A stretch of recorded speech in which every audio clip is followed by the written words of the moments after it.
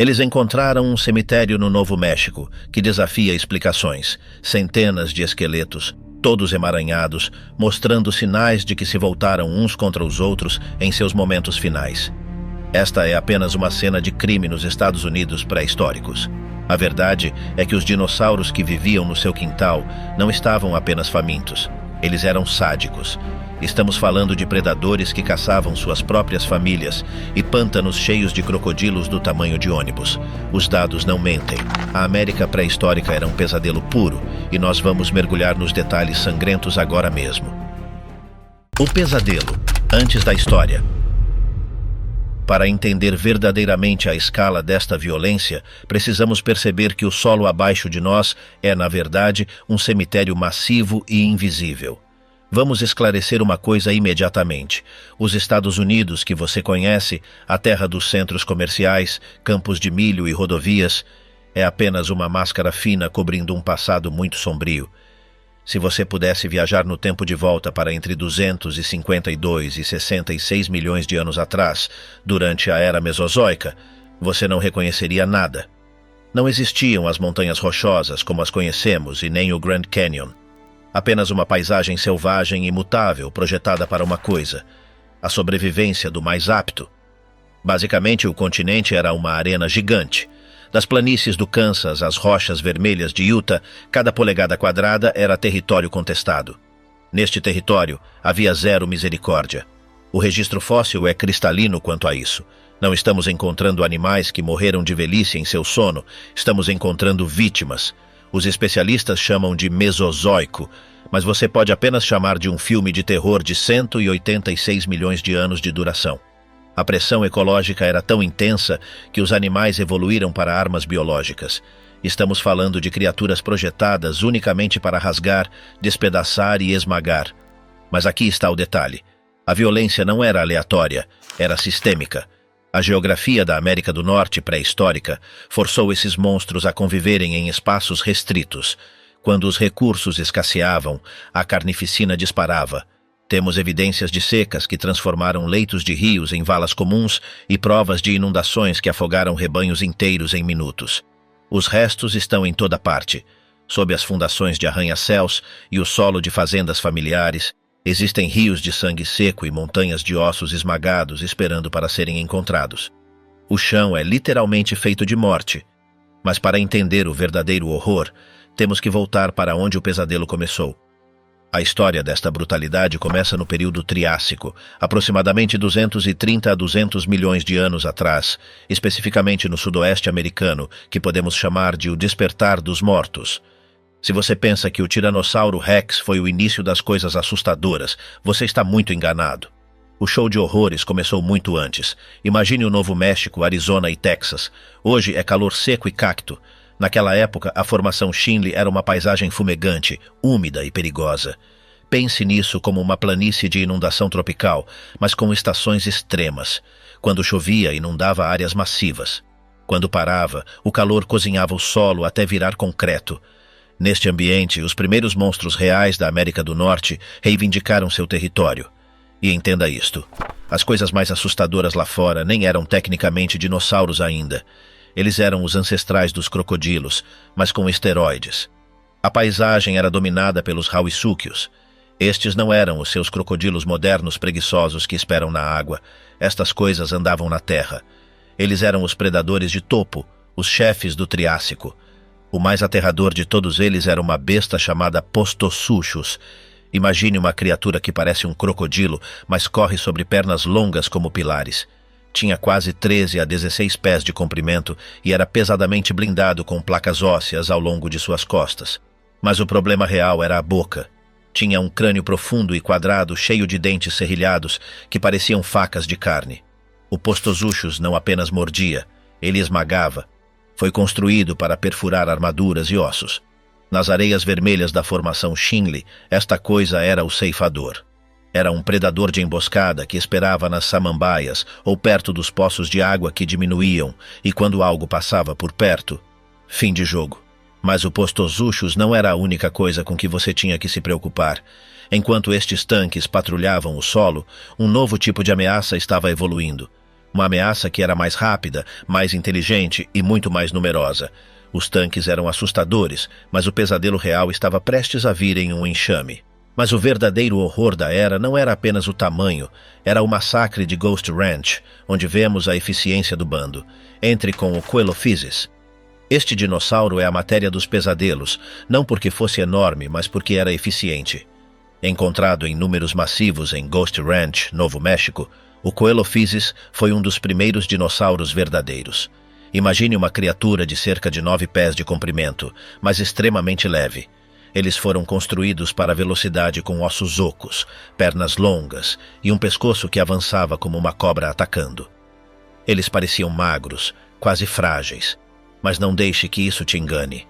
Eles eram os lobos do Triássico. Eles tinham mãos com garras afiadas e mandíbulas repletas de dezenas de dentes pequenos e afiados como agulhas. A parte assustadora é que eles caçavam em bandos. Você não podia fugir deles porque eles eram mais rápidos do que quase qualquer outra coisa em seu ambiente. E você não podia se esconder porque eles infestavam a área. Mas a verdadeira história de horror não é apenas que eles eram caçadores, é o que acontecia quando as coisas ficavam difíceis. Em Ghost Ranch, os paleontólogos tiraram a sorte grande, ou o azar grande, dependendo de como você olha. Eles encontraram um leito de ossos, que é uma palavra científica chique para uma vala comum. Estamos falando de centenas de esqueletos de Coelophysis emaranhados. É uma cena de caos absoluto congelada em pedra. Então, o que aconteceu? A evidência aponta para uma seca catastrófica. À medida que a água secava, esses animais eram forçados a áreas cada vez menores. O pânico se instalou. Os fracos morreram primeiro. Então os fortes começaram a ficar desesperados. Por muito tempo, os cientistas notaram algo perturbador dentro das caixas torácicas dos esqueletos adultos de Coelophysis. Ossos minúsculos. A princípio, todos pensaram que estavam grávidas, mas não é assim que os dinossauros funcionam. Eles põem ovos. Então a conclusão foi muito mais sombria: canibalismo. A teoria prevalecente por anos foi que no calor da seca, sem comida restante, os adultos se voltaram contra seus próprios filhotes para sobreviver. Agora, a ciência fica complicada aqui. Alguns estudos modernos sugerem que esses ossos minúsculos podem ser pequenos crocodilos, não bebês. Mas o fato permanece. O comportamento desses primeiros dinossauros era movido pela sobrevivência implacável. Mesmo que eles não estivessem comendo seus próprios filhotes naquela instância específica, a violência do bando era inegável. Eles viviam juntos e, no fim, morreram juntos em uma pilha de membros emaranhados e pescoços quebrados. O Triássico foi brutal, mas foi apenas o aquecimento para a verdadeira Era dos Gigantes. A Era de Ouro do Sangue. À medida que avançamos no tempo, testemunhamos a evolução da máquina predatória definitiva. Então, o Triássico termina. Você pode pensar, tudo bem, certamente as coisas se acalmaram. Não, fica muito pior.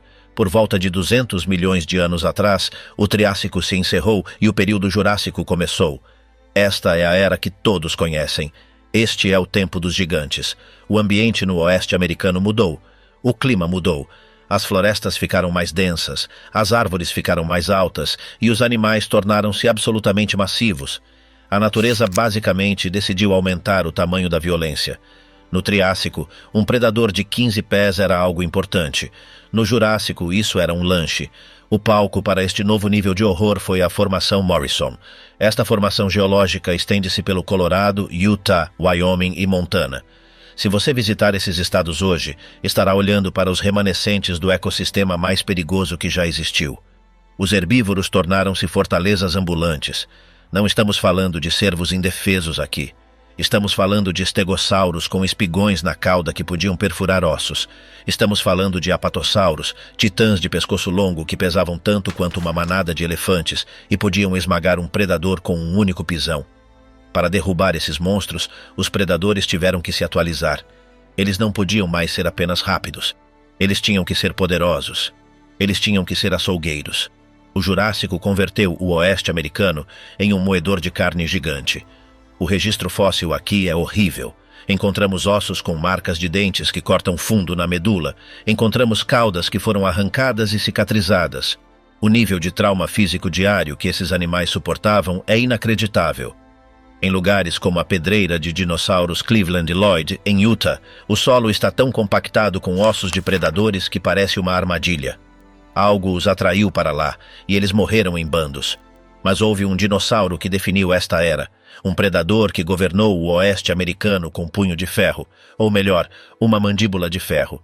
Ele era o rei do Jurássico, e sua mordida era a matéria dos pesadelos. Entre esses predadores, um se destacou como o açougueiro, o alossauro. Se o Tiranossauro Rex é a celebridade do mundo dos dinossauros, o alossauro é o criminoso de carreira. Este era o grande predador mais comum na formação Morrison. Ele era o leão do Jurássico. Mas leão faz parecer nobre demais.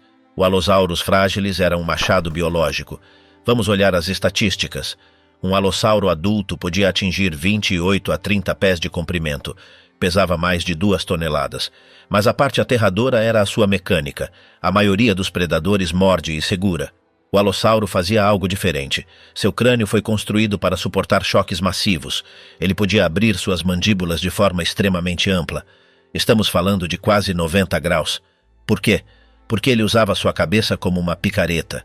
A teoria é que o alossauro abria a boca amplamente e batia sua mandíbula superior contra sua presa, cravando seus dentes serrilhados através da carne e do músculo. Então ele puxava de volta, fatiando pedaços massivos de carne. Era uma estratégia de cortar e rasgar. Ele podia arrancar 150 libras de carne em uma única mordida. Imagine isso. Esse é o peso de um humano adulto, sumido em um estalo. E a evidência de sua brutalidade está em toda parte. Na pedreira de dinossauros Cleveland e Lloyd, em Utah, os cientistas encontraram um mistério. Eles recuperaram milhares de ossos. Mas aqui está a parte louca. 67% dos ossos pertenciam a alossauros. Geralmente na natureza, você tem muitos herbívoros e muito poucos predadores. Mas aqui, a proporção estava invertida. Havia 46 esqueletos de alossauro e apenas cerca de 30 outros dinossauros combinados. O que isso nos diz? Diz-nos que a vida para um alossauro era incrivelmente perigosa. Eles provavelmente foram atraídos para a lama ou para uma fonte de água para se alimentar de herbívoros presos, e então eles próprios ficaram presos. Ou pior, foram atraídos para lá para se alimentarem uns dos outros. A competição era tão feroz que esses reis estavam morrendo em pilhas. Eles estavam lutando por cada pedaço de carne, e não eram exigentes. Encontramos ossos de alossauro com marcas de mordida que correspondem a outros alossauros. Quando a situação ficava difícil, eles se voltavam contra sua própria espécie. Mas o alossauro não era o único terror no Jurássico. Ele tinha primos, e alguns desses primos eram ainda piores. O alossauro era o rei, mas o ceratossauro era o sádico. Enquanto o alossauro dominava as planícies, um demônio com chifres reivindicava os pântanos, conhecido como o ceratossauro. Falamos sobre o alossauro, o general do exército do Jurássico. Mas ele não estava sozinho lá fora. Se o alossauro era o leão, então o ceratossauro era o texugo do mel. Menor, mais cruel e equipado com armas que parecem mortais demais. Você reconhece este cara imediatamente. Ele é aquele com o chifre grande e irregular saindo bem do seu nariz. Por décadas, os cientistas discutiram sobre aquele chifre. Era para cabeçadas? Era para exibição? Basicamente, o consenso agora é que era uma bandeira de aviso. Um sinal brilhante e colorido que dizia, "Não mexa comigo." Mas o chifre não é a parte assustadora. São os dentes. O ceratossauro tinha os dentes mais longos em relação ao tamanho do crânio de qualquer predador na formação Morrison. Estamos falando de presas que eram quase lâminas enormes. Enquanto o alossauro tinha facas de carne serrilhadas para cortar, o ceratossauro tinha agulhas hipodérmicas projetadas para perfurar profundamente. Então, aqui está o acordo. O ceratossauro vivia exatamente ao lado do alossauro. Na biologia, existe uma regra chamada particionamento de nicho. Basicamente significa que dois predadores de topo não podem fazer exatamente a mesma coisa ou eles se aniquilarão. Então, enquanto o alossauro patrulhava as planícies abertas caçando as grandes manadas, o ceratossauro reivindicava os pântanos e as florestas densas. Imagine os Estados Unidos pré-históricos novamente, especificamente as áreas úmidas de Utah e Colorado. A água é turva, cheia de peixes pulmonados e tartarugas. As árvores são coníferas espessas bloqueando o sol. Este era o território do ceratossauro. Este animal foi construído com uma cauda flexível, semelhante à de um crocodilo. Alguns estudos recentes sugerem que ele era um predador de emboscada semi-aquático. Ele esperaria na água, logo abaixo da superfície, e se lançaria contra qualquer coisa que viesse beber. Mas aqui está o detalhe. Encontramos ossos de ceratossauro que contam uma história brutal. Na Pedreira Dry Mesa, no Colorado, os fósseis mostram sinais de luta intensa.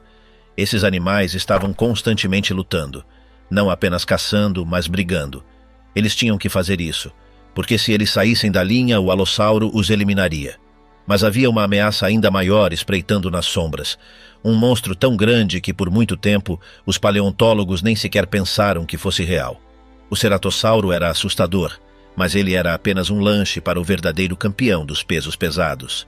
No entanto, espreitando nas sombras, estava um rei que até o alossauro temia. O torvossauro, frequentemente chamado de Rei das Sombras. Todos pensam que o Tiranossauro Rex foi o primeiro gigante. Mas milhões de anos antes do Tiranossauro Rex ser sequer uma ideia, o Torvosaurus tanneri estava andando pelos Estados Unidos como se fosse o dono do lugar. E francamente ele era. O nome significa literalmente lagarto selvagem. E isso é dizer pouco. Encontrado no Colorado e no Wyoming, esta coisa era um tanque. Enquanto o alossauro chegava ao máximo em torno de 30 pés, o torvossauro podia crescer até mais de 36 pés de comprimento e pesar quase 5 toneladas. No Jurássico, tamanho era tudo. Ele era o giganotossauro do seu tempo. Seu crânio era massivo, muito mais grosso e pesado que o do alossauro. Seus dentes eram estacas grossas, não lâminas finas. Isso sugere que ele não estava apenas rasgando carne, ele estava triturando ossos. Então, por que não ouvimos falar mais dele? Porque ele era raro. No registro fóssil para cada torvossauro que encontramos 10 alossauros. Isso indica que ele era o predador de topo do nível mais alto.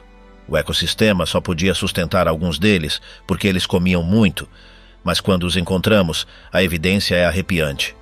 Na Pedreira Dry Mesa, encontramos um esqueleto de torvossauro misturado com os restos de saurópodes massivos. Os ossos nos dizem que este animal tinha braços. Não os braços minúsculos e inúteis de um Tiranossauro Rex. O torvossauro tinha antebraços massivos e musculosos terminados em 3 garras enormes. Basicamente, ele podia agarrar você. Imagine um lagarto de 5 toneladas que pode morder o seu carro e também agarrar você com ganchos do tamanho de cutelos de carne. Esse é o torvossauro. Existe um fóssil famoso, uma pelvis de um herbívoro massivo, que tem marcas de mordida.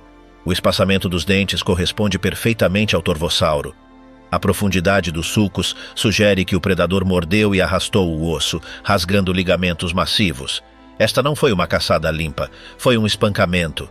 A existência do torvossauro muda a forma como vemos os EUA pré-históricos. Não era apenas um campo de batalha, era uma hierarquia de valentões. O ceratossauro intimidava as coisas pequenas, o alossauro intimidava as manadas. E o torvossauro, ele intimidava todo mundo. Mas não esqueçamos das vítimas nesta história, porque nos EUA jurássicos até os gigantes gentis estavam armados até os dentes. Os comedores de plantas não eram vítimas, eram fortalezas ambulantes esperando para revidar. Um buraco na virilha do predador. Os herbívoros não eram vítimas indefesas. Eles exerciam uma vingança tagomizer sempre que o estegossauro estava envolvido. Você já viu o estegossauro em livros de colorir? Ele parece lento, burro e pacífico. É sobre isso. O estegossauro era, na verdade, um dos animais mais perigosos ao lado dos quais você poderia estar. Primeiro, vamos falar sobre aquelas placas em suas costas. Por muito tempo, as pessoas pensaram que eram armaduras, mas elas estão cheias de vasos sanguíneos. Se um estegossauro ficasse bravo, ele poderia bombear sangue para aquelas placas, tornando-as vermelho brilhante. Imagine um lagarto do tamanho de um ônibus, de repente, piscando sinais de alerta em vermelho neon para você. Mas a arma real era a cauda. Os cientistas chamam os 4 espigões na ponta da cauda de tagomizer. É um nome engraçado, mas o dano que causava era sério.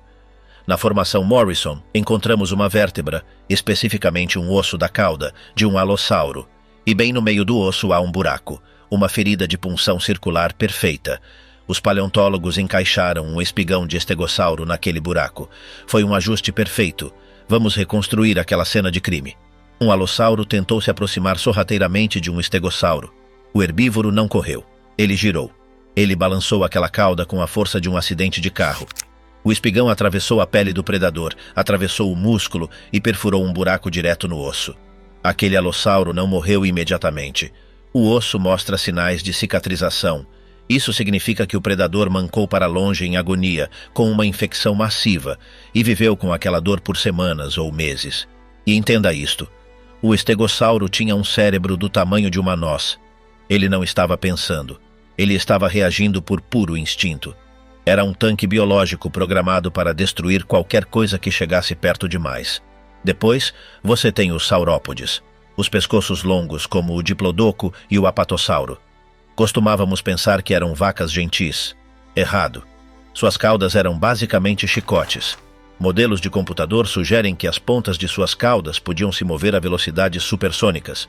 Eles podiam literalmente quebrar a barreira do som. Crack. Se aquela cauda atingisse um predador, não deixaria apenas um hematoma. Ela estilhaçaria costelas. Ela liquefaria órgãos internos. Essas manadas de pescoços longos caminhavam por Utah e Wyoming, devastando a terra. Eles eram desastres ambientais sobre pernas, e se um predador fosse estúpido o suficiente para atacar um adulto saudável, geralmente acabava quebrado. Mas nem todo predador tinha a sorte de sair andando. O registro fóssil está cheio de histórias que terminam em uma morte lenta e agonizante. Um esqueleto específico conta a história mais triste e brutal de todo o Jurássico. Nada ilustra melhor a brutalidade desta era do que a tragédia de Big Al, o alossauro que viveu em agonia constante. Em 1991, perto de Shell, Wyoming, uma equipe encontrou o esqueleto de um alossauro adolescente. Eles o chamaram de Big Al. Big Al é famoso porque está quase 95% completo. Mas ele também é famoso porque seus ossos são um diário de tortura. Este animal não apenas morreu, ele sofreu cada dia de sua curta vida.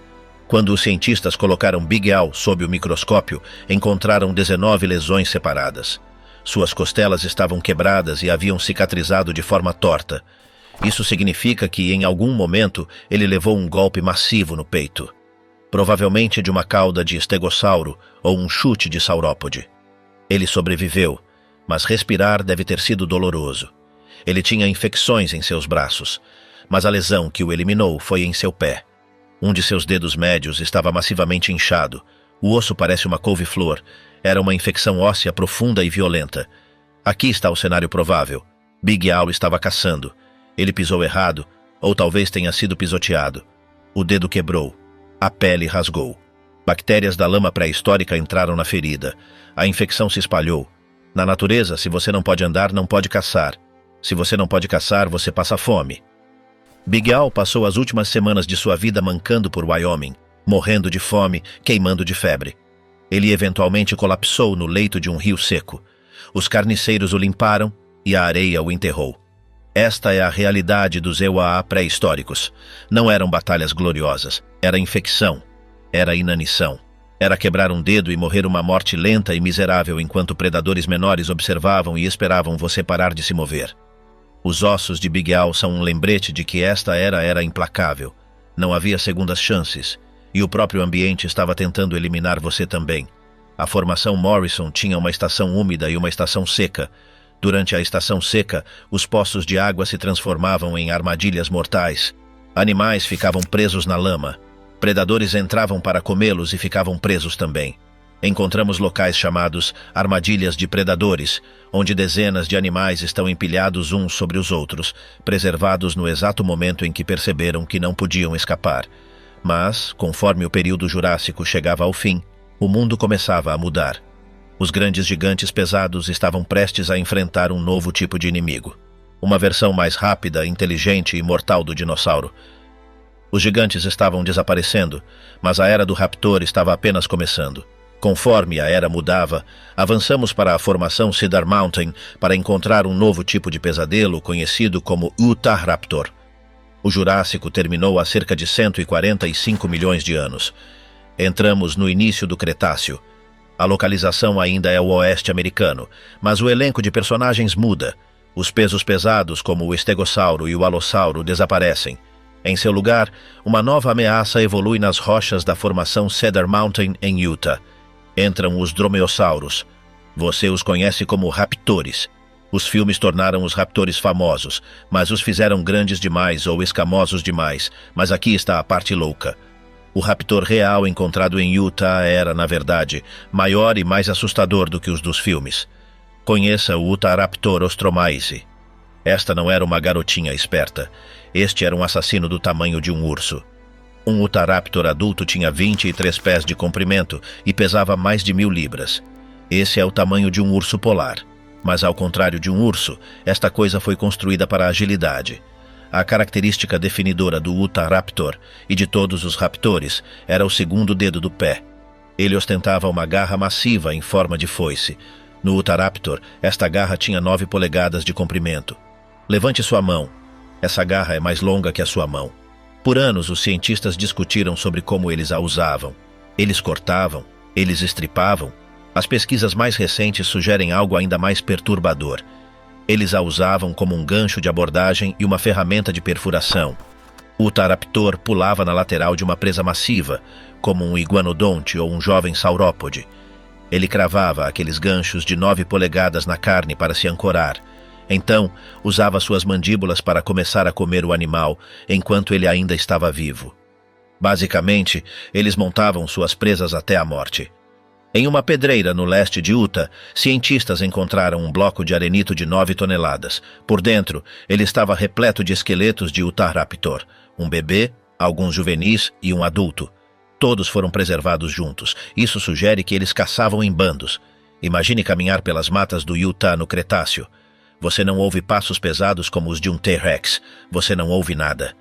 Então, de repente, um predador de 1000 libras se lança dos arbustos, seguido por mais 3.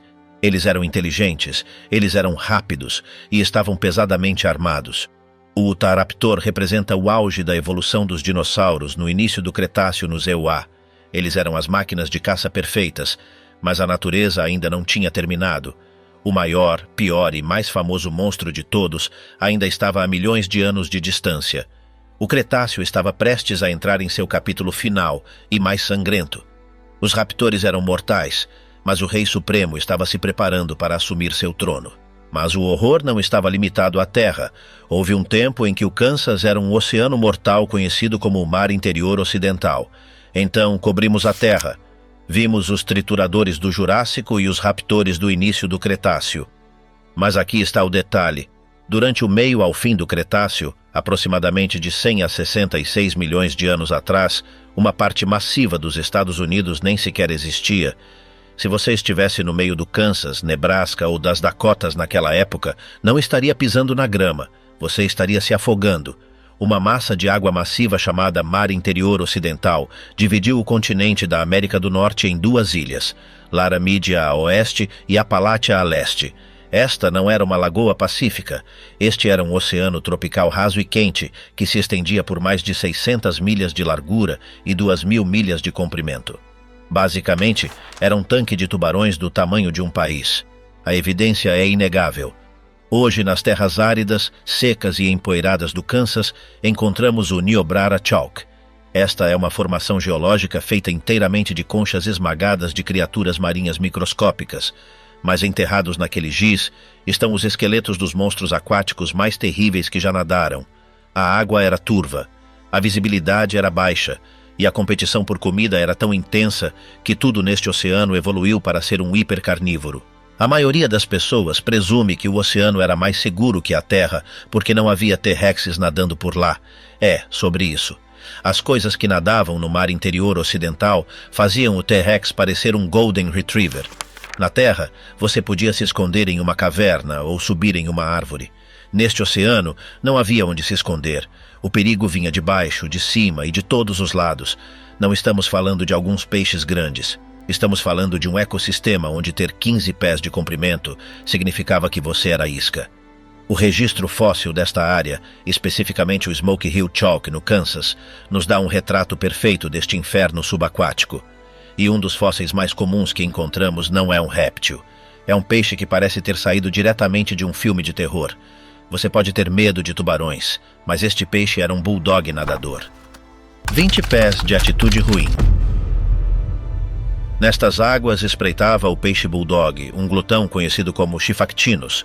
Conheça o Schifactinus audax. Este era o terror dos mares do Cretáceo. Imagine um tarpão ou um arenque, mas aumente a escala até que tenha quase 20 pés de comprimento. Esse é o tamanho de um furgão de mudança.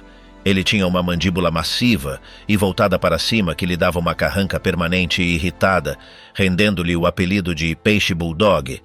Mas ele não era apenas feio, ele era rápido.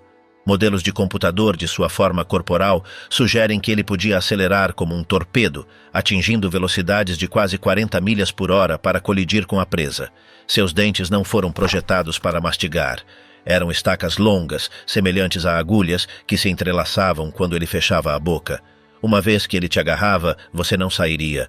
Mas aqui está a parte mais louca.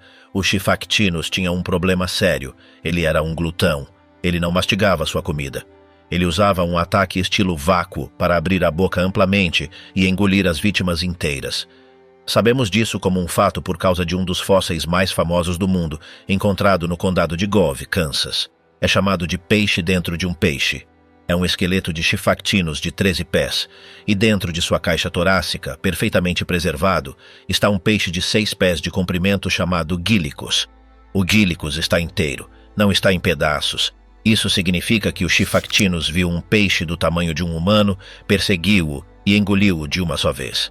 Mas aqui está o detalhe: a refeição era grande demais. O Gylicus provavelmente debateu-se dentro do estômago, rompendo um órgão, ou o tamanho absoluto dele estourou o estômago do predador. O Schifactinus morreu quase imediatamente após sua refeição. Ele afundou até o fundo, inchado e morto, e foi enterrado na lama.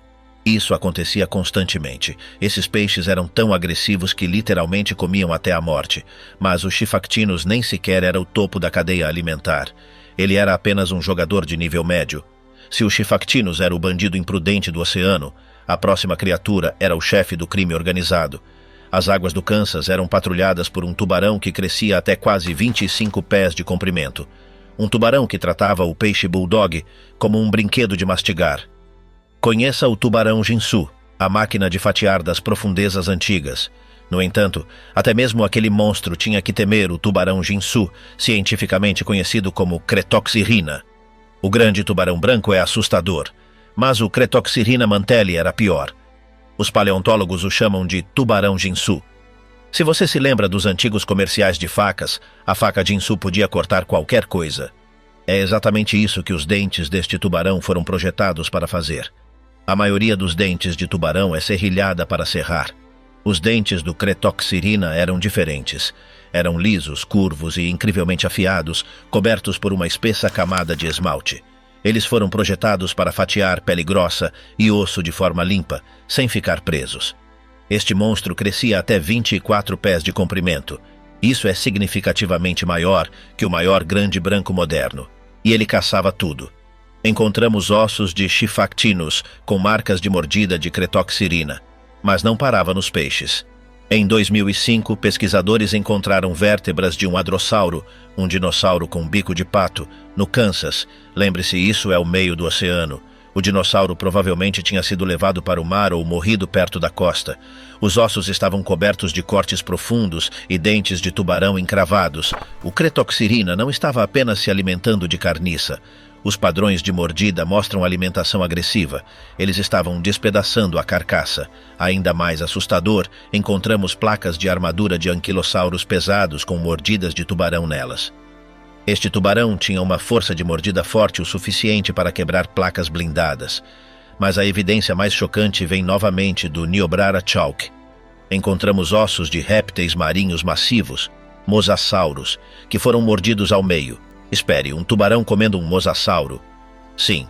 Mosassauros jovens estavam no menu. O Cretoxyrhina era um predador de emboscada. Ele atacava por baixo, atingindo o réptil com milhares de libras de força, decepando a espinha instantaneamente. Basicamente, o mar interior ocidental era uma zona de guerra. Os peixes comiam os peixes menores, os tubarões comiam os peixes grandes. Mas, eventualmente, a natureza produziu um réptil que comia os tubarões. Este era o verdadeiro imperador do Oceano Cretáceo. Uma criatura tão dominante que forçou os tubarões a mudar toda a sua estratégia evolutiva apenas para sobreviver. O tubarão era mortal, mas o mosassauro era o pesadelo supremo. Acima de todos eles reinava o T-Rex das profundezas, o Tilosaurus. Se você viu o filme onde o réptil gigante pula fora da água para comer o tubarão, você sabe o que é um mosasauro. Mas a realidade é ainda mais perturbadora que o filme. A espécie dominante na via marítima dos EUA era o Tilosaurus. Este não era um dinossauro. Era um lagarto marinho gigante, intimamente relacionado aos modernos lagartos monitores e cobras. Mas imagine um lagarto monitor que tem 45 pés de comprimento e pesa 15 toneladas. Tilosaurus proriger era o rei indiscutível do ecossistema Niobrara. Apenas seu crânio tinha mais de 5 pés de comprimento. Ele tinha uma arma que tornava impossível escapar. Abra a boca de um Tilosaurus e você verá a fileira normal de dentes, mas olhe mais de perto. No céu da boca há uma segunda fileira de dentes chamada dentes pterigoides. Esses dentes eram curvados para trás como ganchos. Quando o Tilosaurus agarrava a presa, fosse um tubarão, um pássaro ou outro mosasauro, esses ganchos empurravam a vítima garganta abaixo. Uma vez que você estivesse na boca, fisicamente não poderia recuar. Sabemos o que eles comiam porque, novamente, encontramos o conteúdo de seus estômagos.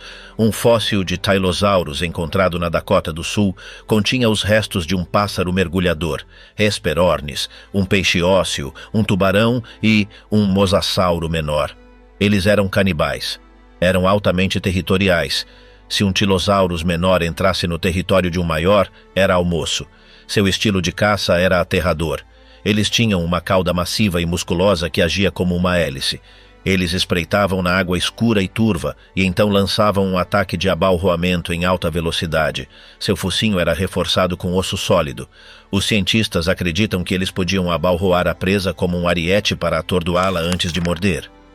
Imagine flutuar no oceano e, de repente, um torpedo vivo de 15 toneladas atinge você a 30 milhas por hora. Suas costelas se estilhaçariam antes mesmo de você sentir os dentes. Por milhões de anos, o Tilosaurus manteve a população de tudo o mais sob controle. Era o controle populacional definitivo, mas enquanto o oceano era um banho de sangue, a Terra passava por uma mudança massiva.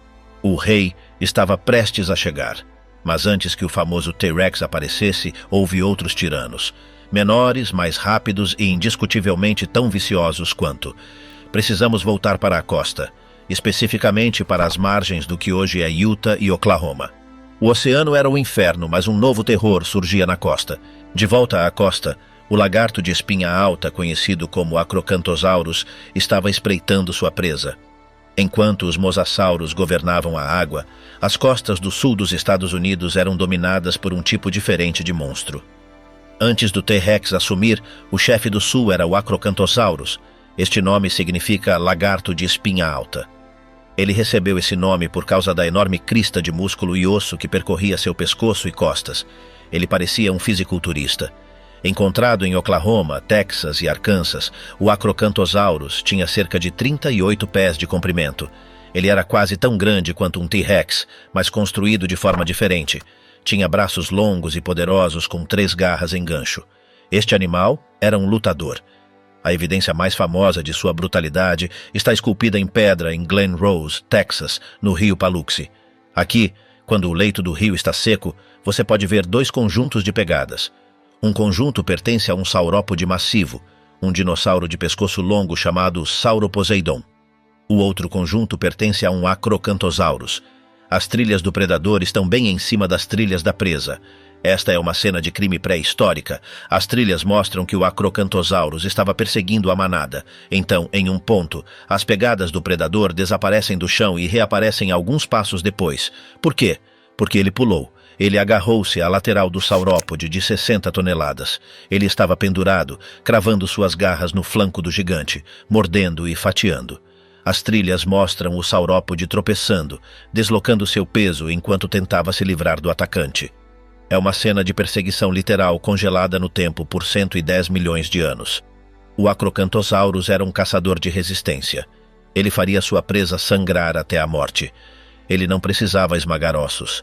Ele só precisava infligir feridas suficientes para que o gigante colapsasse por perda de sangue. Mas o reinado do Acrocanthosaurus não durou para sempre. O clima mudou. A via marítima oscilou. E uma nova linhagem de predadores começou a migrar para a América do Norte a partir da Ásia. Estes eram os tiranossauros. Mas eles ainda não eram gigantes.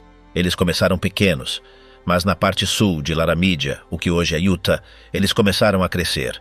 Em 2013, cientistas anunciaram a descoberta de um novo dinossauro no Monumento Nacional Grand Staircase Escalante, em Utah. Esta criatura é o ancestral direto do pesadelo que todos conhecemos. Seu nome significa literalmente Rei do Sangue. Conheça o Rei do Sangue, o avô do T-Rex. Os monstros do oceano e os lagartos de espinha alta já eram ruins o suficiente, mas a evolução estava preparando algo pior. Na parte 4, finalmente encontraremos o Rei do Sangue e entraremos na formação mais famosa de todas, Hell Creek. O T-Rex está chegando e ele não está sozinho. Você não vai querer perder o final desta linhagem de sangue. Aperte o botão de se inscrever e prepare-se para o Predador Supremo. A evolução eventualmente produziu o Rei do Sangue, um protótipo do que estava por vir, conhecido como Litronax. Paramos com uma provocação sobre um novo tipo de monstro encontrado nos desertos altos de Utah. Estamos na formação Kaiparovitz, datada de cerca de 80 milhões de anos atrás. Este é o final do Cretáceo, mas é antes do T-Rex existir. O governante desta terra era o Litronax argestes. Os cientistas não escolheram apenas um nome legal aleatoriamente. O nome traduz-se literalmente como Rei do Sangue. Por que um nome tão violento? Porque a evidência fóssil mostra que este animal era o projeto para a máquina predadora definitiva. Antes do Litronax, os parentes do T-Rex tinham focinhos mais estreitos e pareciam mais com caçadores ágeis. O Litronax mudou o jogo. Tinha a parte de trás do crânio larga e um focinho curto e estreito. Esta estrutura é crucial. Significa que seus olhos estavam voltados para a frente, não para os lados. Basicamente, o Litronax tinha visão binocular. A maioria dos dinossauros tinha uma percepção de profundidade terrível. Eles podiam te ver, mas não podiam dizer exatamente a que distância você estava. O Litronax podia. Ele podia julgar a distância perfeitamente. Isso sugere que ele era um predador de emboscada que planejava seus ataques. Tinha cerca de 24 pés de comprimento e pesava quase 3 toneladas. Não foi o maior tirano de todos, mas era o mais pesado para o seu tamanho na época. Foi construído como um jogador de linha de defesa. Os dentes eram grossos e em forma de banana, projetados para esmagar ossos, não apenas fatiar carne. Esta foi uma grande mudança evolutiva. Os predadores estavam passando de fatiadores, como o alossauro, para esmagadores. O Rei do Sangue vagava pelo continente insular de Laramídia, oeste da América do Norte. Ele caçava dinossauros com bico de pato e dinossauros com chifres como o Diabloceratops. Encontramos crânios desses herbívoros com feridas de punção massivas que correspondem à mordida do Litronax. Mas a evolução não parou em Utah. A árvore genealógica dos tiranossauros estava se ramificando, movendo-se para o norte, para Montana e Canadá. E conforme se moviam para o norte, tornavam-se mais cruéis. Nas terras áridas de Montana, um novo tirano emergiu. Um que tem um dos registros fósseis mais perturbadores de qualquer dinossauro. Eles não apenas caçavam outras espécies, eles caçavam uns aos outros. Disputas familiares tornaram-se mortais com o mordedor de rostos conhecido como Daspletosaurus. Conheça o Daspletosaurus. Este é o primo direto do T-Rex, vivendo cerca de 10 milhões de anos antes dele.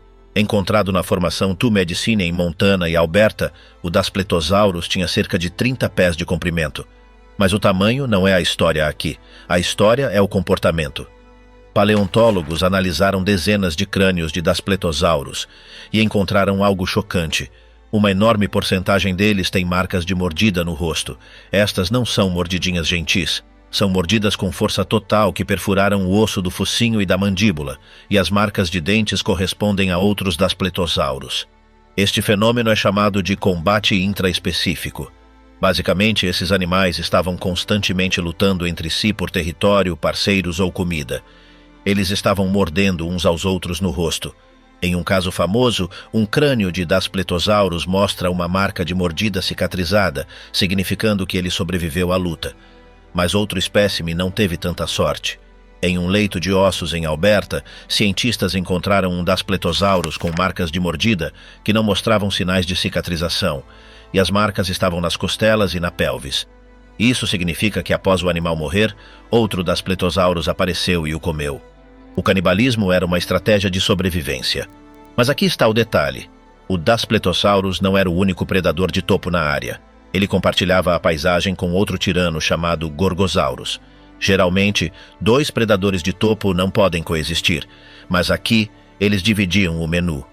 O Gorgosaurus era mais rápido e leve, então provavelmente perseguia os ágeis dinossauros com bico de pato.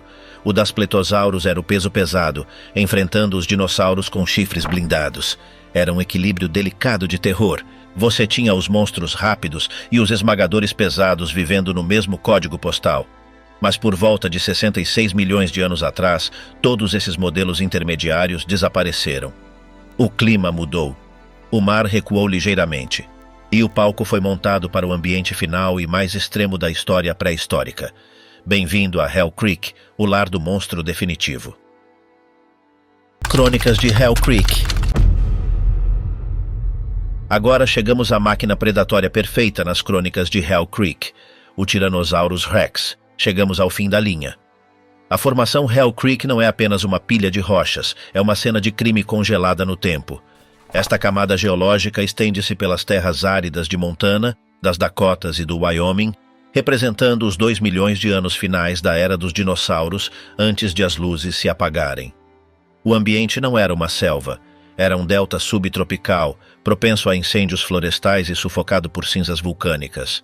E o governante deste mundo dispensa apresentações, Tyrannosaurus Rex. Mas esqueça o que você acha que sabe pelos filmes. O T-Rex real era muito mais aterrador do que a versão do cinema porque a física deste animal é quase incompreensível. Primeiro, vamos falar sobre os sensores. Não estamos adivinhando aqui. Temos tomografias computadorizadas da cavidade cerebral do T-Rex que revelam a forma do tecido mole que estava lá há 66 milhões de anos. Os resultados são aterradores. Os bulbos olfativos, a parte do cérebro dedicada ao olfato, eram massivos, ocupando uma porção maior do volume cerebral do que em qualquer outro dinossauro carnívoro.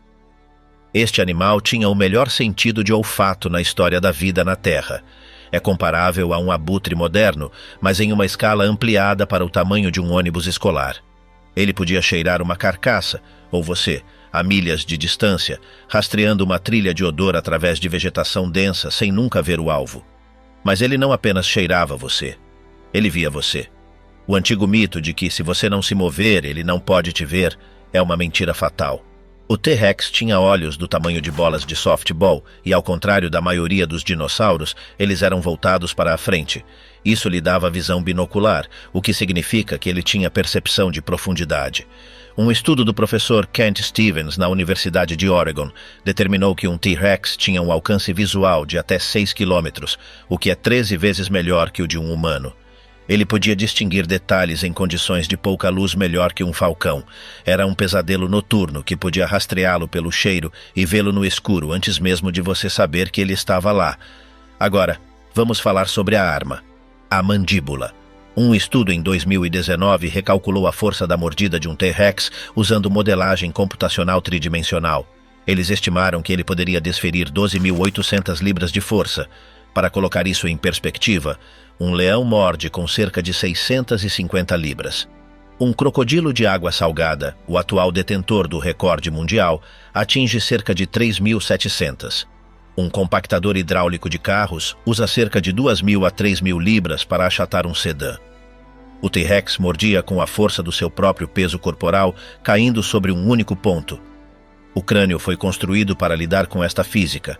A maioria dos crânios de répteis tem alguma flexibilidade para alargar a mandíbula ao morder, mas o crânio do T-Rex era fundido e sólido. Os ossos nasais eram fundidos para criar uma viga rígida que pudesse suportar o choque do impacto. Os dentes eram do tamanho de bananas, mas não eram apenas afiados. Eram grossos. Eram serrilhados como facas de carne em ambas as bordas e reforçados com esmalte sólido. Quando um T-Rex mordia um animal de presa, ele não apenas rasgava a carne como um tubarão. Ele pulverizava a estrutura. Ele explodia o osso. Este é um estilo de alimentação específico chamado osteofagia, ou comer ossos. Encontramos osso pulverizado no cocô fossilizado, conhecido como coprólitos, de T-Rex. Um coprólito famoso encontrado em Saskatchewan tem quase 2 pés de comprimento e contém 50% de fragmentos de ossos. O ácido estomacal de um T-Rex deve ter sido incrivelmente corrosivo, mais forte que ácido industrial, para dissolver a massa óssea e extrair a medula. Eles não deixavam nada para trás. Eles comiam a presa, esqueleto e tudo. Considere o espécime conhecido como Stan. Encontrado nas terras áridas da Dakota do Sul, ele é um dos esqueletos de T-Rex mais completos já descobertos. Mas quando você olha de perto para os ossos, percebe que Stan teve uma vida difícil. Seu crânio tem um buraco na parte de trás com mais de 1 polegada de largura. Ele corresponde perfeitamente ao dente de outro T-Rex. Isso não foi uma marca de carniçaria. O osso mostra sinais de cicatrização, o que significa que Stan lutou contra outro T-Rex, foi mordido na cabeça e sobreviveu. Ele tinha 2 vértebras em seu pescoço fundidas, o que significa que ele quebrou o pescoço em algum momento e viveu para contar a história. Ele também tinha uma infecção parasitária em sua mandíbula, que teria causado dor constante. Stan era um brigão que vivia em um ecossistema violento e de alto risco. E então há Scott, o campeão dos pesos pesados. Encontrado em Saskatchewan, logo ao norte da fronteira com os EUA, Scott pesava cerca de 19.500 libras. Isso são quase 10 toneladas. Ele é o maior predador terrestre já descoberto pela ciência. Seus ossos são massivos, mostrando uma robustez que excede até o famoso espécime Sioux. Scott viveu até o início dos seus 30 anos, o que é incrivelmente velho para um T-Rex. Seu esqueleto conta uma história de sobrevivência. Ele tinha costelas quebradas que cicatrizaram, uma mandíbula infectada e uma marca de mordida em sua cauda de outro predador. Este animal era um tecido cicatricial ambulante. Mas um predador é tão perigoso quanto sua presa, e o T-Rex não estava caçando ovelhas indefesas, ele estava caçando tanques biológicos que poderiam eliminá-lo com um golpe. O T-Rex tinha um rival, e este rival tinha 3 lanças em seu rosto. Este predador enfrentava uma fortaleza de 3 chifres que estava longe de ser uma simples vaca. Era o Triceratops. O Triceratops é frequentemente retratado como um animal gentil e pastador em livros infantis. Isso é uma mentira. O Triceratops horridus era o bisão do Cretáceo, mas com esteroides e armado com lanças. Esses animais estavam em toda parte.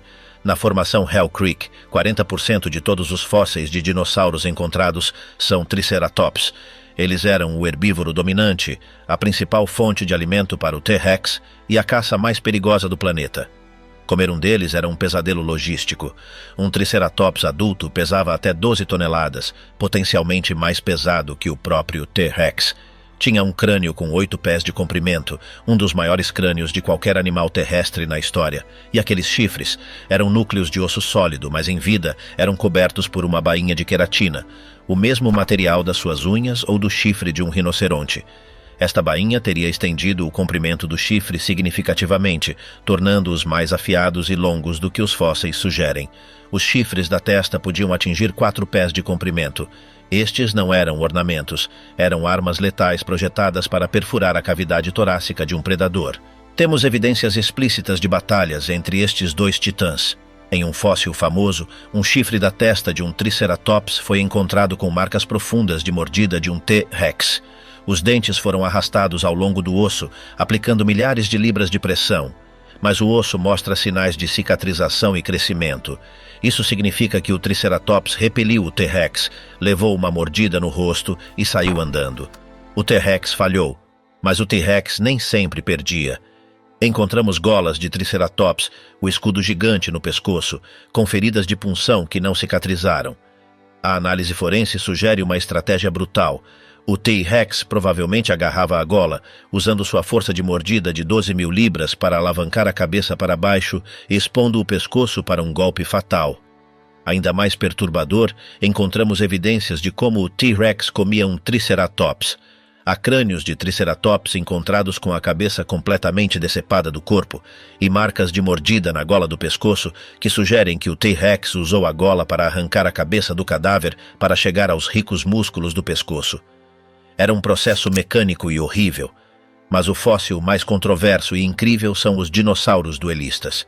Encontrado em Montana, este é um bloco de fósseis contendo um tiranossauro e um Triceratops, enterrados juntos em um único momento no tempo. O esqueleto do Triceratops está totalmente articulado, o que significa que os ossos estão todos conectados. O predador está logo ao lado dele. Alguns cientistas acreditam que eles se destruíram mutuamente em uma luta mortal e foram enterrados por um deslizamento de terra ou uma inundação repentina antes que a luta pudesse terminar. O Triceratops, neste espécime, tem dentes do predador encravados em sua coluna. Mas o predador é objeto de um debate massivo. Não é um T-Rex adulto, é menor. Alguns paleontólogos afirmam que é uma espécie separada chamada Nanothyrannus, um tirano pigmeu, mas a maioria dos especialistas agora acredita que o Nanothyrannus é apenas um T-Rex adolescente. Isso muda tudo. Significa que o T-Rex ocupava diferentes nichos ecológicos enquanto crescia. Os adolescentes eram corredores rápidos e ágeis que caçavam presas menores ou se uniam para assediar um Triceratops, enquanto os adultos eram os esmagadores pesados. Isto não era um evento raro, era uma luta diária pela sobrevivência. Um estudo estatístico de crânios de Triceratops mostrou que mais de 30% deles têm danos consistentes com combate. Eles estavam lutando contra predadores e estavam lutando entre si por dominância. Suas cabeças eram presas aos seus corpos com uma massiva articulação de bola e soquete na base do crânio. Isso é crucial. Permitia-lhes balançar suas cabeças com velocidade e flexibilidade incríveis. Eles eram espadachins. Eles podiam aparar, estocar e girar instantaneamente. Se você fosse um T-Rex, tinha que ser perfeito. Um erro, um tropeço, um escorregão na lama e aqueles chifres perfurariam seus pulmões ou estômago. Uma infecção no Cretáceo era uma sentença de morte. Não havia antibióticos. Uma ferida sangrenta de um Triceratops significava uma morte lenta e dolorosa. Mas a fisiologia do Triceratops guarda ainda mais segredos.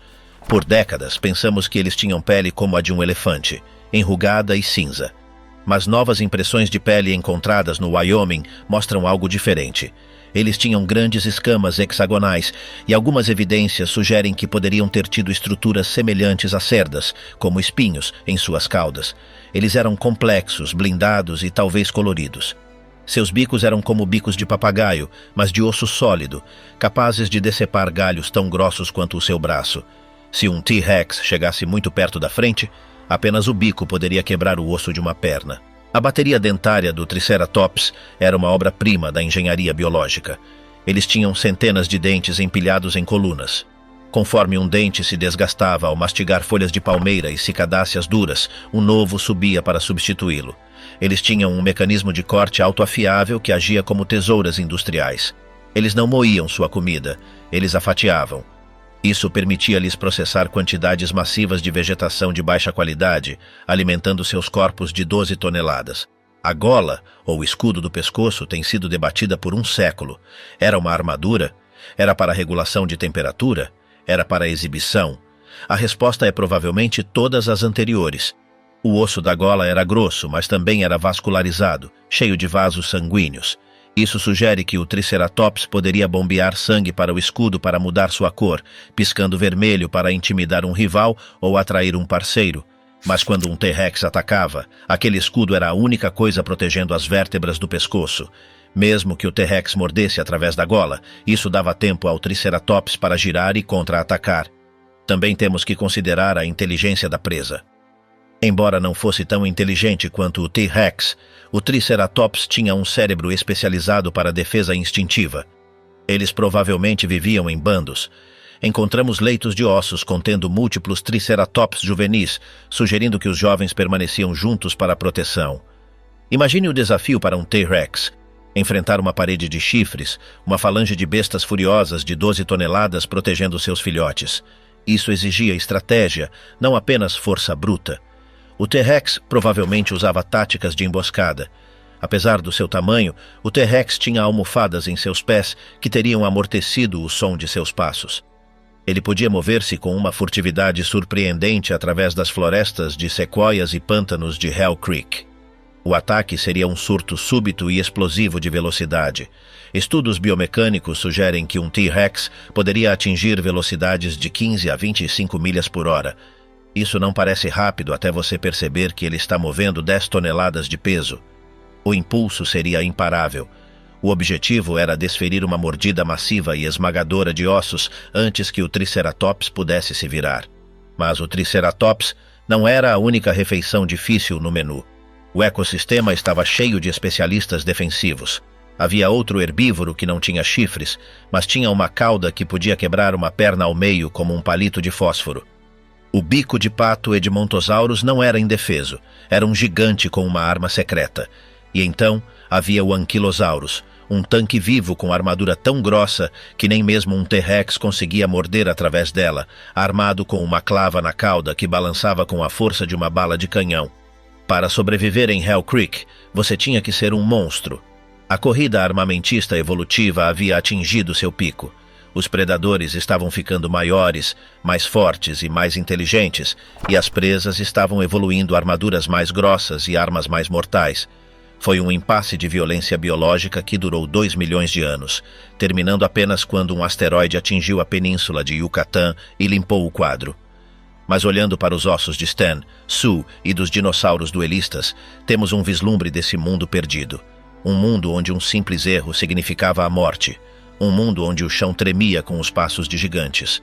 O T-Rex não era um vilão, era uma maravilha da natureza, empurrando os limites do que é biologicamente possível para um predador terrestre.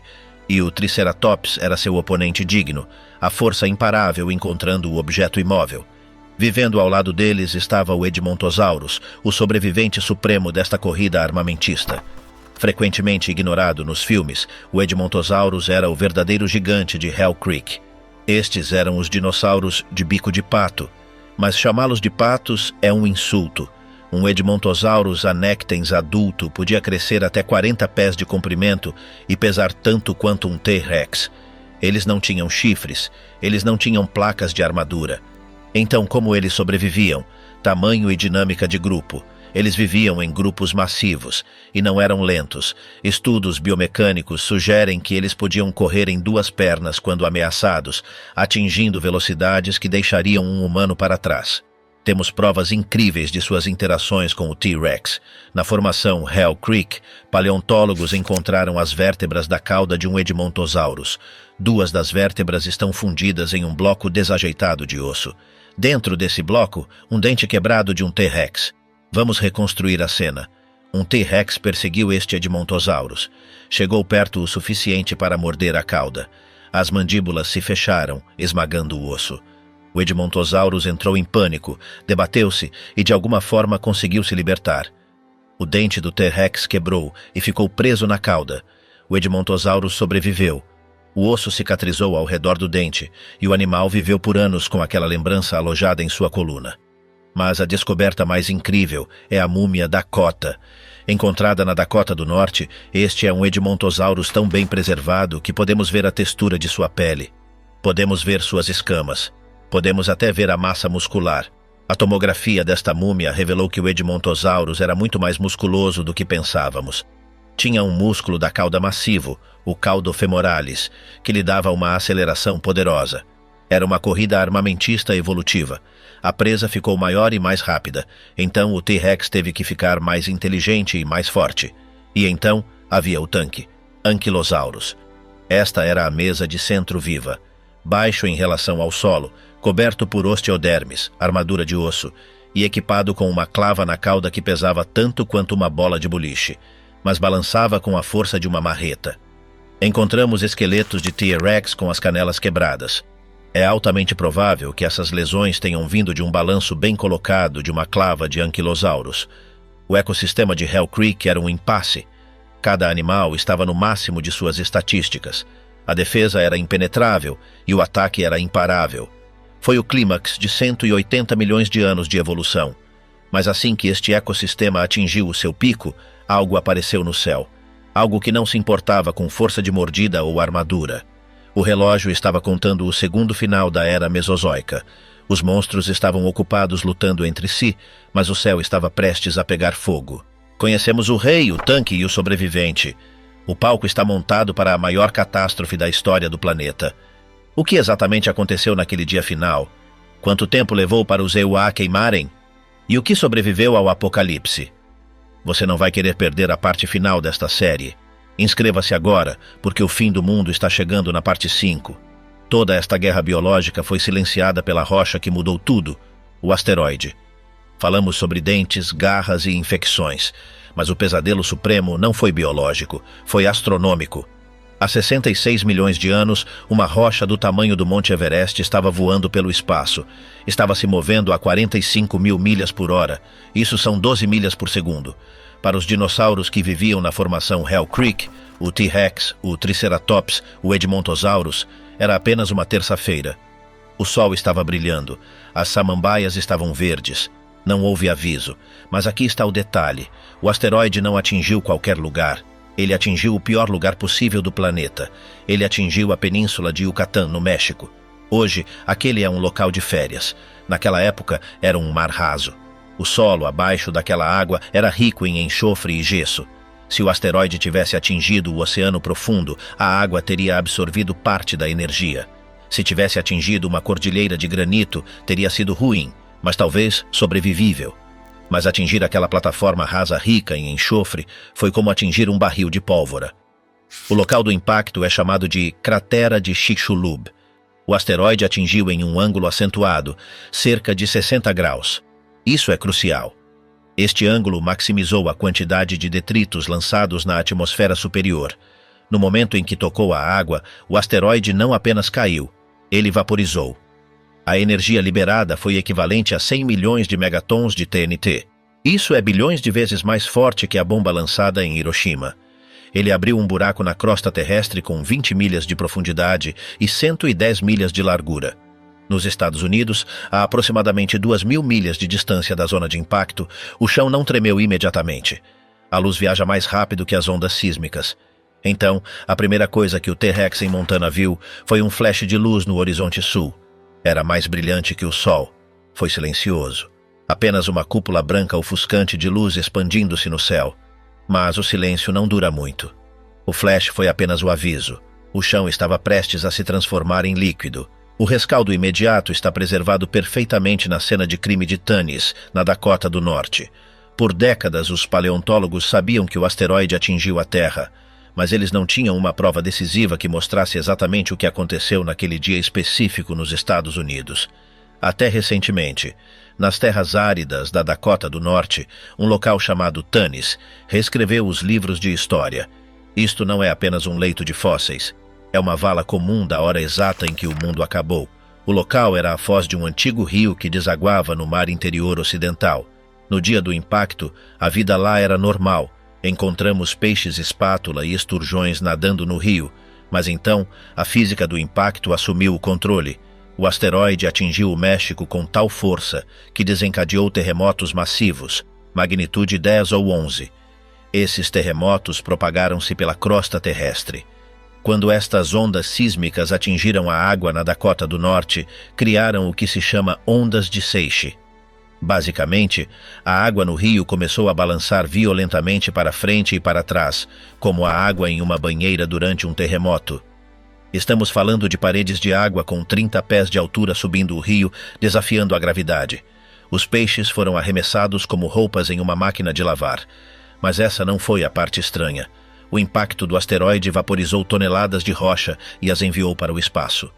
No vácuo do espaço, esta rocha fundida esfriou em pequenas esferas de vidro chamadas tectitos, ou esférulas. Então a gravidade puxou-as de volta.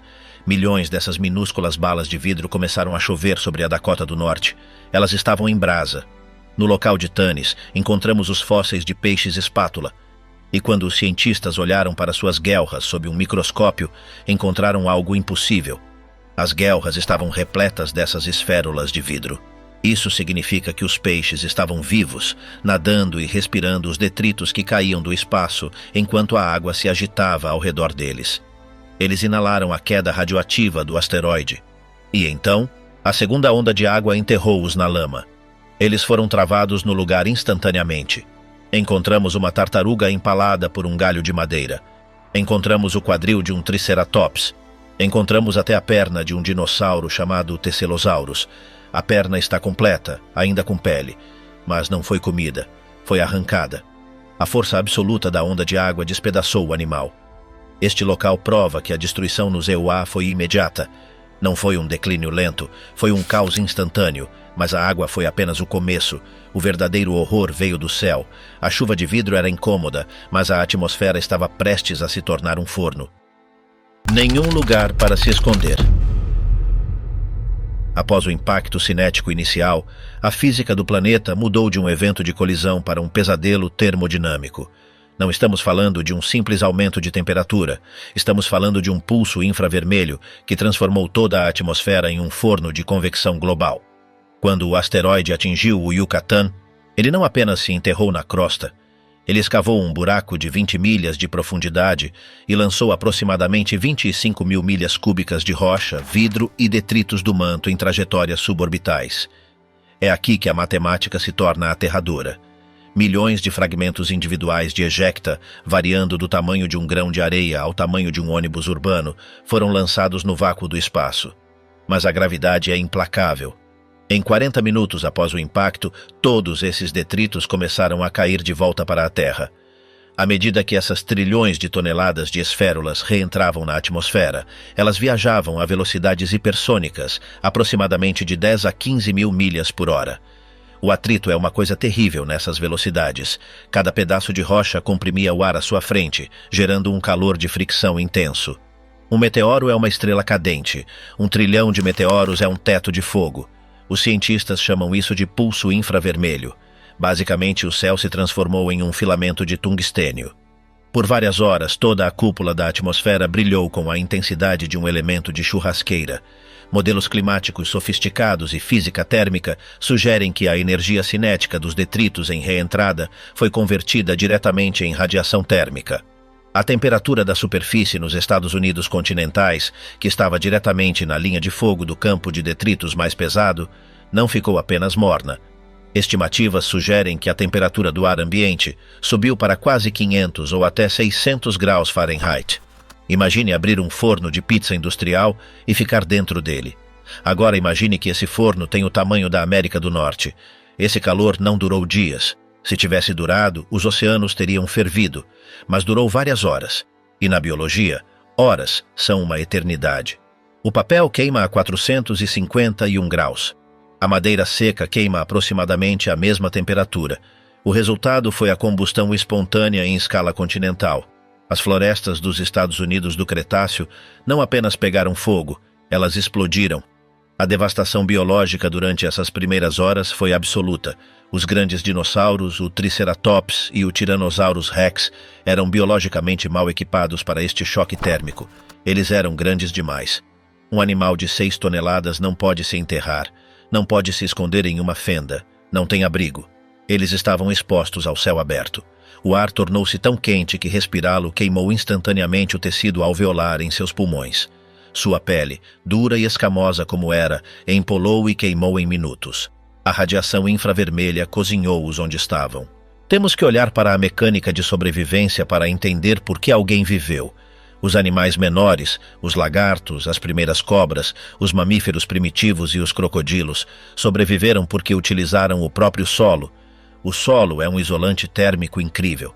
Se você se enterrar a apenas 6 polegadas de profundidade, a temperatura permanece estável, mesmo que a superfície esteja em chamas. O mesmo se aplica à água. Alguns pés de água podem absorver quantidades massivas de calor sem ferver. Os sobreviventes foram aqueles que puderam descer. Os gigantes, os governantes do planeta, não tinham para onde ir. Eles eram os mestres da superfície, e a superfície havia se tornado um chão letal. Os Estados Unidos foram varridos por uma tempestade de fogo que desafia qualquer comparação moderna. Estamos falando de uma parede de fogo impulsionada por ventos superaquecidos, alimentada por altos níveis de oxigênio, consumindo 90% da biomassa do continente. A fuligem desses incêndios adicionou uma segunda camada de escuridão sufocante à poeira que já circulava na atmosfera. A formação Hell Creek, em Montana, literalmente fez jus ao seu nome, Riacho do Inferno. Vemos a evidência forense deste holocausto na camada geológica conhecida como limite KPG. É uma linha fina de argila e irídio encontrada em todo o mundo, mas nos EUA, logo acima desta camada, os palinologistas, cientistas que estudam o pólen, encontraram um aumento massivo de esporos de samambaias. Este é o pico de samambaias. Por que samambaias? Porque as samambaias são o táxon do desastre. Elas são as primeiras coisas a crescer novamente depois que um incêndio florestal destrói todo o resto. Esse pico no registro fóssil é a prova biológica de que o continente foi queimado até a rocha matriz. Os dinossauros que não foram esmagados pelo terremoto inicial ou afogados pelos tsunamis interiores foram agora assados vivos em um forno planetário. Mas o pior ainda estava por vir. O calor eliminou os milhões, mas o frio destruiria os sobreviventes. Após o fogo, veio o gelo. A chuva de vidro parou. Os incêndios eventualmente se extinguiram conforme ficavam sem combustível. Mas a poeira não assentou. A localização do impacto foi um golpe de azar cósmico. O asteroide não atingiu granito. Ele atingiu uma plataforma marinha rasa composta de calcário e anidrita, um mineral rico em gesso. Gesso é sulfato de cálcio. Quando você vaporiza o gesso, libera enxofre. Bilhões de toneladas de enxofre foram injetadas diretamente na estratosfera.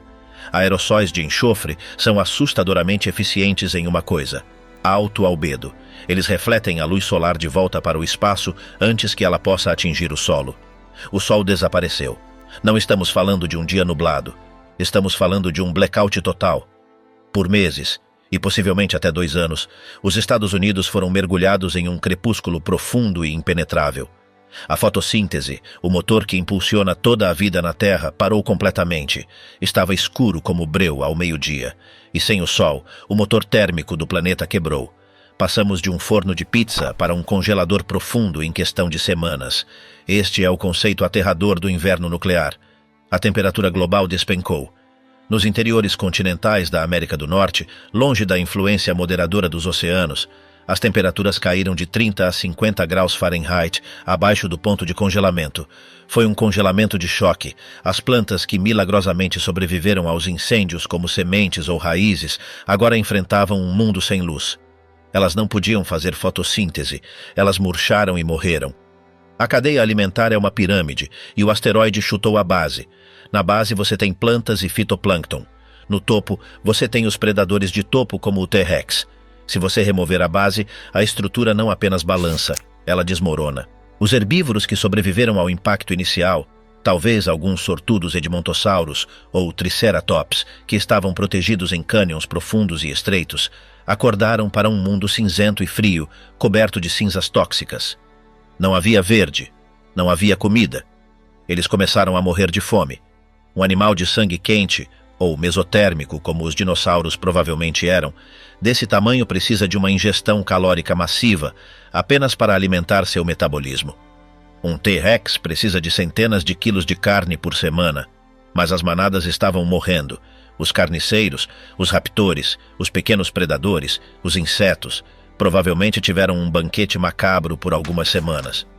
A terra estava coberta de carcaças preservadas pelo frio, mas, eventualmente, a carne apodreceu ou foi consumida, e então os carniceiros começaram a passar fome. A extinção não foi um único momento de morte, foi um moedor. O impacto foi o martelo, mas o inverno foi a bigorna. Os períodos de incubação dos ovos de dinossauro também trabalharam contra eles. Ovos de répteis levam muito tempo para eclodir, às vezes meses. Em um mundo congelante e sem sol, os embriões morreram em suas cascas. Os mamíferos, no entanto, carregavam seus filhotes internamente, mantendo-os aquecidos, ou sentavam-se sobre eles em tocas. Essa diferença reprodutiva tornou-se um fator decisivo entre a sobrevivência e a extinção. Nas águas que cercam os EUA, a química estava se tornando hostil. O enxofre na atmosfera combinou-se com o vapor de água para formar chuva de ácido sulfúrico. Isso não era apenas chuva, era um ataque químico. A acidez da camada superior do oceano aumentou drasticamente. Essa acidificação dissolveu as conchas de carbonato de cálcio da vida marinha microscópica, como foraminíferos e cocolitóforos. Essas minúsculas criaturas são a base da teia alimentar marinha. Quando elas derreteram, os amonites passaram fome. Quando os amonites morreram, os mosassauros, os lagartos de 50 pés que governavam os mares do Cretáceo, morreram de fome. O ecossistema colapsou de baixo para cima. O registro fóssil em Montana silencia. Abaixo do limite KPG, você encontra milhares de ossos de dinossauros, um ecossistema vibrante de gigantes. Acima do limite, nada. Nenhum dinossauro não aviário. Nenhum pterossauro. Nenhum mosassauro. Eles foram apagados. 75% de todas as espécies na Terra foram eliminadas. O reinado dos monstros, que durou 180 milhões de anos, terminou em um silêncio frio e escuro. Mas nem tudo morreu. Os gigantes se foram, obliterados pela física e pela fome, mas algo pequeno estava se agitando nas cinzas. Na formação Hell Creek, logo após a camada do desastre, os paleontólogos encontraram os dentes de uma criatura minúscula. Parece um esquilo ou um rato, não maior que 6 polegadas de comprimento. Seu nome é Purgatórios. Nomeado em homenagem à colina do Purgatório em Montana, este pequeno indivíduo é essencialmente o avô do avô dos macacos, dos símios e, eventualmente, de nós. Por que o Purgatório sobreviveu quando o rei lagarto tirano morreu? Tudo se resume a 3 fatores. Primeiro, o tamanho. O Purgatórios era pequeno. Não precisava de milhares de calorias por dia. Podia sobreviver com um punhado de sementes ou insetos. Segundo, o hábito de se enterrar. Ele vivia em buracos. Isso o protegeu do pulso infravermelho, da tempestade de fogo e dos ventos congelantes do inverno nuclear. Terceiro, a dieta. Ele não era um especialista. O T-Rex precisava de carne fresca. O Triceratops precisava de vastas quantidades de vegetação fresca. O Purgatórios era um detritívoro generalista. Podia comer insetos, sementes, raízes e até matéria em decomposição. Enquanto os dinossauros morriam de fome porque suas fontes específicas de alimento desapareceram, os primeiros mamíferos prosperaram na morte e na decadência que os cercavam. O pesadelo dos dinossauros acabou, mas os Estados Unidos pré-históricos não se tornaram um paraíso. A natureza abomina o vácuo. Com os nichos ecológicos dos dinossauros deixados vazios, os mamíferos explodiram em diversidade e tamanho. Mas o terror não abandonou a América do Norte, apenas mudou de forma. Em poucos milhões de anos, os EUA seriam dominados por novos monstros. As aves do terror, gastornis, evoluíram para preencher o papel dos raptores. Eram aves que mediam 7 pés de altura, não voavam, com bicos do tamanho de picaretas projetados para esmagar as colunas vertebrais dos cavalos primitivos. Elas governavam as florestas do Eoceno, caçando os ancestrais da humanidade. Depois vieram os porcos do inferno, entelodontes. Não eram porcos, eram monstros do tamanho de bisões com mandíbulas capazes de esmagar ossos. Tinham flanges ósseas em suas bochechas e corcovas de músculo em suas costas. Eram tanques ambulantes, bioengenheirados para a violência, vagando pelas planícies de Nebraska e das Dakotas. A violência do continente americano é uma característica, não um erro. Desde as areias encharcadas de sangue do Triássico, passando pelo reinado do Alossauro quebrado por infecções, até o inverno nuclear do Cretáceo, a história desta terra está escrita em violência. Caminhamos sobre seus ossos todos os dias. Construímos nossos shopping centers e rodovias sobre seus cemitérios. A próxima vez que você olhar para uma paisagem pacífica em Wyoming ou para as colinas ondulantes de Dakota, lembre-se do que jaz por baixo. Lembre-se dos esqueletos retorcidos em agonia. Lembre-se do Triceratops travando chifres com o tirano em um duelo até a morte. Lembre-se do peixe encontrado na Dakota do Norte que literalmente engasgou com vidro vindo do espaço. Os Estados Unidos pré-históricos não eram um filme da Disney. Era um pesadelo puro e sem filtros de fogo, gelo, dentes e garras. E nós somos apenas os sobreviventes sortudos que apareceram depois que a fumaça finalmente se dissipou.